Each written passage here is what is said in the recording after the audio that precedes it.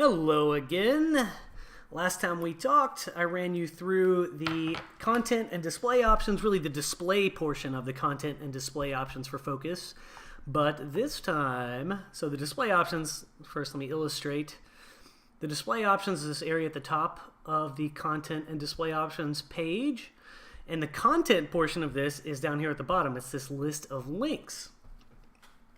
Now what this is certain content that appears within your skin or within the design is editable, such as this byline right here. So like, for example, this is the author of the post, and it says author in front of it. Here's the post date. It says published in front of it.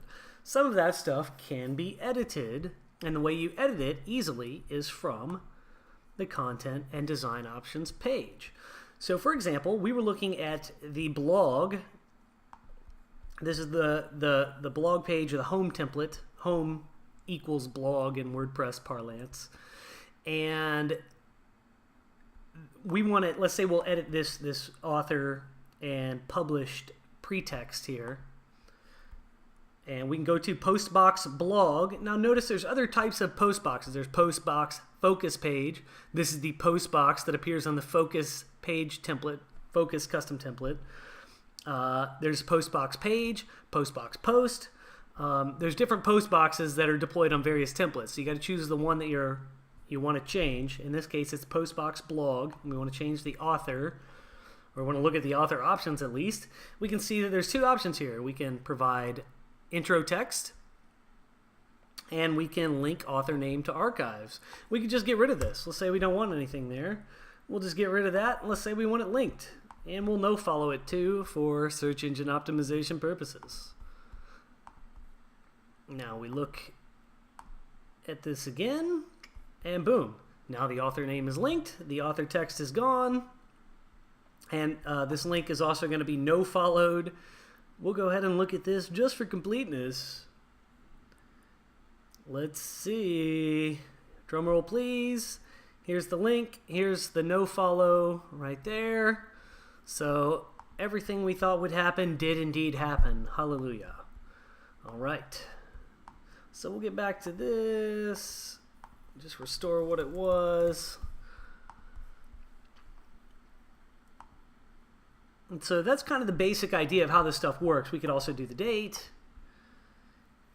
With this, you can actually change the date format. This is a PHP date format. There's a link right here for documentation on what you would put in here to get different results. You can show the last publication date. You can show the last modified date. So I'm going to let you guys in on a little website secret here. So Google wants to know when a post or page was first published and when it was last updated. This information has been included in thesis page markup and thus focus markup for quite some time, but you weren't able to display the last modified date also for various reasons. But what people who are trying to game search engines are now doing is they're taking old content, stuff that was published in 2012, and they're going through it once or twice a year to update it. They don't actually change anything. All they do is hit save again on the post, and that changes the last modified date to whenever they hit save.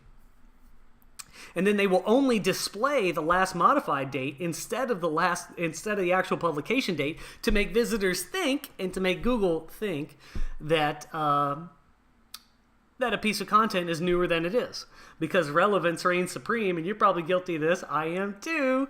I'll look and see how old the page is to see whether or not I think it's probably, valid information. And just a word of warning there, a word of caution maybe. Some topics are evergreen. Some items, some subjects, that what was spoken about them 6 years ago is just as valid as what's spoken about them today. Now, obviously, with software and stuff, that's not always true. But just want to encourage you to be aware of the fact that this type of manipulation is going on. You might think a lot of times anything you're likely to find on the first page of search results has probably been around for a long time. It's probably not that dang new. If it looks like it's new, you're probably being manipulated to think it's new. So anyway, just be careful when you're judging a book by its cover with that recency of content production because you really don't know. You're probably being lied to. So I'd advise you to read anything you're interested in, draw your own conclusions. But anyway, you can change the published, if you're showing both of these, you can change what shows there. So I'll just leave this up. We'll show the last modified date. Let's see, there it is, published and updated. So you could just show the updated, and then you could change that updated text to say published on, and you could also join the legions of people on the internet who are lying to their visitors. Okay, we'll go back to those options and take a look at the rest of them here. We're not going to look at each one, but I'm just kind of giving you the idea for how this stuff works. So obviously you have extensive controls there with focus, right down to like previous to next post links, so we'll look at the next posts link, for example, or actually we should do the previous one. So here's one where that displays previous posts, plural. So if we look at a blog page here at the bottom, older posts and newer posts, that's where this text comes from. So if it's older posts, that's the previous post link. So you can put whatever verbiage there you want. If you want to say older articles, or if you want to say go back, go forward, whatever you want to say there, you can easily change that stuff now. That was not the case in the past, but that is the way it is now. And so that's how that stuff works. Anything that has easy to edit options like that, it's going to appear down in this section of the skin, the content and display page. Certain items are not available here right now, but do exist within Focus, and that's because their display status up here is currently turned off. So for example, right now we do not see controls for the text box that can appear above the posts on our primary blog page. But if we go up here and we turn that on, we turn on this text box, we save it. When the page refreshes here, we will now have a link down here to edit the options for this particular item. So just keep in mind that some of this, not everything that you can possibly edit is available there. It's only available there if it is currently deployed in your design. Just something to think about in case you're like, hey, where'd it go? It's probably turned off in the display options. Let's see. I think that pretty much covers it for learning how or understanding how the content and display page works. You've got display options at the top. Think of that as like on-off switches for elements that exist in your design.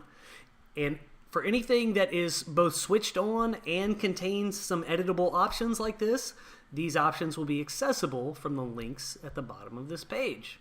Got it? See you next time.